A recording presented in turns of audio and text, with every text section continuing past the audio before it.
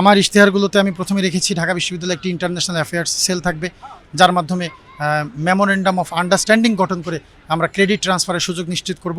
তারপরে career placement centre থাকবে, semester ফাইনালে খাতা দেখার ও পুনর্মূল্যায়নের সুযোগ থাকবে, হলভিত্তিক কম্পিউটার ল্যাব স্থাপনের বিষয়টি নিয়ে এসেছি, যেন স্পন্সরশিপের মাধ্যমে বা অ্যালামনাইদের সাথে আলোচনা করে হলে হলে কম্পিউটার ল্যাব স্থাপন করা যায়।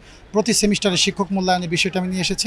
বিজনেস ফ্যাকাল্টিতে অষ্টম সেমিস্টারে ইন্টার্নশিপ ব্যবস্থা করে দেওয়া এবং থিসিস যারা করবে তাদের থিসিস যেন জার্নালে পাবলিকেশনের ব্যবস্থা নিশ্চিত করা হয়, সেটা নিয়ে আমি কাজ করব। সকল শিক্ষার্থীর ধর্মীয় স্বাধীনতা অধিকার রক্ষায় কাজ করতে চাই। ট্রান্সজেন্ডার ইস্যুতে আমি জিরো টলারেন্স নীতি অনুসরণ করতে চাই। সর্বোচ্চ 15 দিনের মধ্যে বিমার যে ক্লেইম সেটা পরিশোধের নিশ্চয়তা নিয়ে আসতে চাই।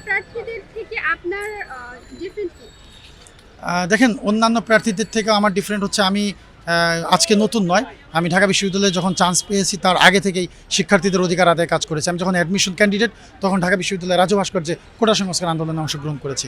আমি যখন অ্যাডমিশন ক্যান্ডিডেট তখন বাংলা মোটরে তোফায়েল আহমেদের গাড়ি আটকে দিয়ে নিরাপদ সড়ক আন্দোলন করেছি। আমি যখন ঢাকা বিশ্ববিদ্যালয়ে চান্স পেয়েছি তখন গেস্ট রুম গণরুমের বিরুদ্ধে আন্দোলন করেছি।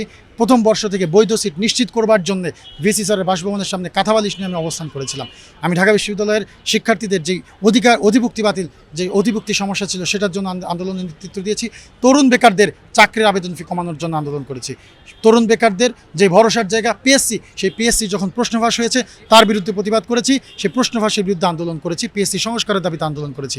ডাকসু যে আজকে আমরা দেখতে পাচ্ছেন, এই ডাকসু বিশ্ববিদ্যালয় কিন্তু এমনি দেয় নাই। এই ডাকসুকে ঘাড় ধরে নিয়ে আসতে হয়েছে। এই ডাকসু আনার জন্য স্মারকলিপি প্রদান, সংবাদ সম্মেলন করা, অনশন করা, আন্দোলন করতে হয়েছে। সেখানে আমি সক্রিয় অংশগ্রহণ করেছিলাম। সো আমার যে যাত্রা, আমার যে জার্নি, আমার যে কমিটমেন্টের জায়গা সেটা নতুন নয়। আমার একটা লিগাসি আছে, লড়াই আছে, সেই লড়াই থেকে উঠে এসেছি। আমি সেই জায়গা থেকে, সেই বেসমেন্টের ওপর ভর করে আমি বলতে চাই, আমি যে দাবি দাওয়া দিয়েছি, আমার অতীতের কর্মকাণ্ড আছে, আগামীতে কাজ করে যাওয়ার সেই গ্যারান্টি আমি দিচ্ছি, সেই সাহস, সেই সততা আমার মধ্যে আছে। আশা করি যদি শিক্ষার্থীরা ম্যান্ডেট দেয়, আমি আমার যে ইশতেহারগুলো আছে এগুলো ইমপ্লিমেন্ট করার চেষ্টা করবো ইনশাল্লাহ।